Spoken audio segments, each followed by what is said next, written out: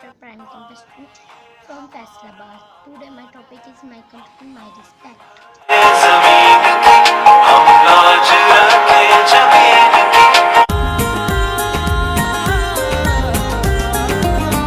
एक शजर जो उगता है, एक सांस हमारे चलती है।